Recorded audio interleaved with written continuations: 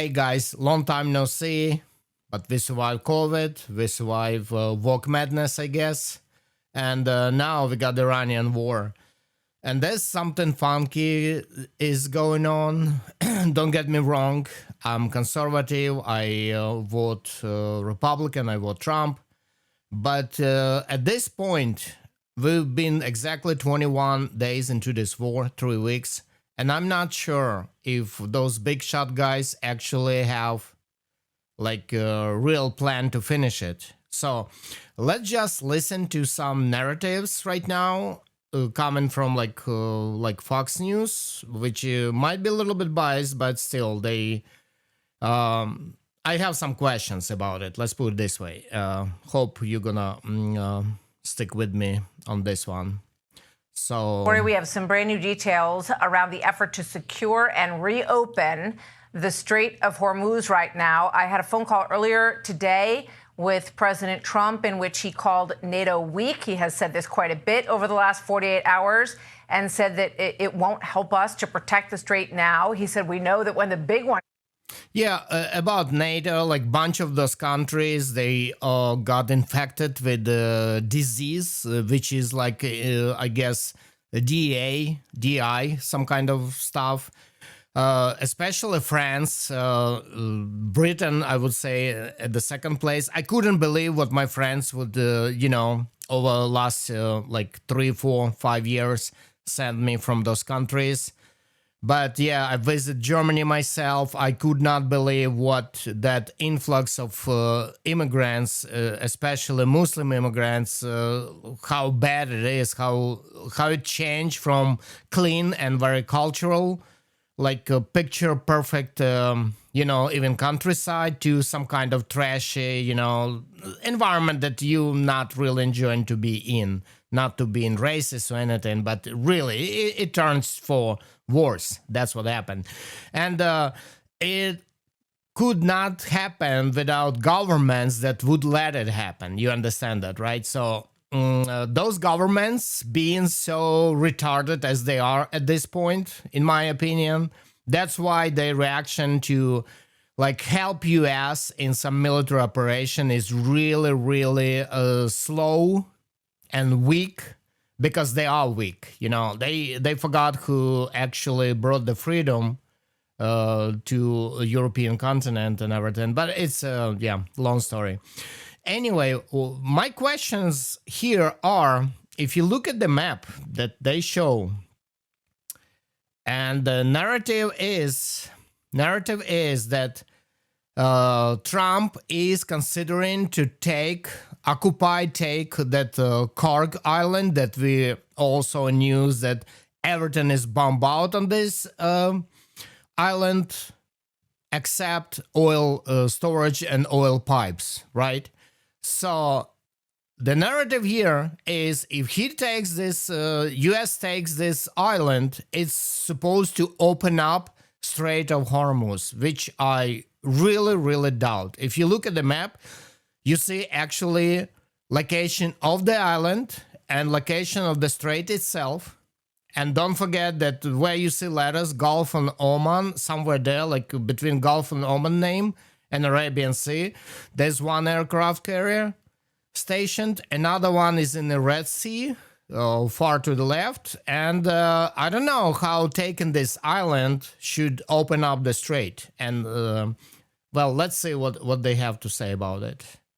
Comes, they're not going to be there for us either. Talking about NATO and the agreement that exists between the countries of NATO. He also wouldn't comment on new reporting that he's considering taking over or blockading Karg Island to pressure Iran to get that strait open. Almost a situation where an island would be sort of taken hostage, essentially, since that's what Iran is basically executing in the strait, keeping the. Okay, I got it now. So now I understand what they mean by that. All right, guys, let's take more like a tactical view of what they're trying to explain us here. Okay, there we go. So you see the Strait of Hormuz, it's right here. And you see Iran, it's yellow on the map. And as a person with like military experience and back in Soviet Union, I was assigned to actually KGB, like KGB. And I tell you right now, right here, whoever holds this part over here, from the military science point, okay? Whoever holds this part got huge advantage over people who would hold this bottom part over here. Why? Because for people who hold that bottom part over here, that part, for those people, they have to concentrate a lot of firepower on the very small square footage, let's put it this way, or square miles in this case, to control all of this, to like be able to fire control or fire on those spots over there.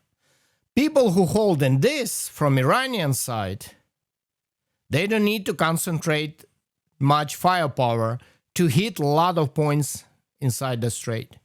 And that's the weakness of American position right now and strength of Iranian position.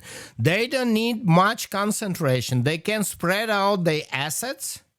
And those assets, yeah, we can watch them, but to neutralize them on time before they actually hit the tanker they're trying to pass, it's super, super hard. Taking control of this little thing here, I don't know how it's going to help. Saying that, oh, we're going to take it like a hostage, we're going to apply pressure. Only people who doesn't understand like Muslim and especially radical Muslim psyche, they can say something like that. Why? Because those people, those commentators from Fox News and other news outlets, they judging other people the same way they would judge their neighbors, like down the block, 2 houses down or something, That's how they judge those people. They don't understand psyche of those people. They don't understand that those people, more pressure you apply on them, more resilient they become. They're using it as a propaganda. They're using it to actually mobilize people today, whatever army, militia, whatever they have there. This thing is not going to work. The only way to secure Strait of Hormuz, more or less, is to occupy this Iranian part over here. And when you think about the range of the rockets and drones and whatever they're using there, and drones are got really those Shahed drones that they're using against Ukraine, they got great range. They can fly from the north of Iran and reach there, but they're slow. They could be intercepted, okay? Actually, with the help of Ukrainian specialists. All right? To more or less secure that thing and bring the prices down. And prices, I don't drive right now. I don't drive for the last 2 months. And I think you guys know better what's going on with the fuel prices right now and how did it impact your earnings, right? That's got to be occupied. Like boots have to be on the ground there. American boots. I don't know, NATO boots, whatever. It's got to be occupied. So if you want to occupy this part, you might well occupy the whole country. Because if you're going to leave parts of country under control of Islamist radical regime or whatever, or militant groups, you know what's going to happen. And I'm not really familiar with Iran, geographically, how many, but I can see there's some mountain ranges and everything. If that's going to turn into another Afghanistan, guys, another Iraq, I don't know what's going on. So my question is, people I voted for and I support, did they have exit plan? Did they have complete plan? Or they decided just to dive in and then we'll figure out what's going on, which is not a good plan. Not a good plan at all. So that's the news for today, and that's my concerns. Thank you very much, guys, and I'll see you later, pretty soon.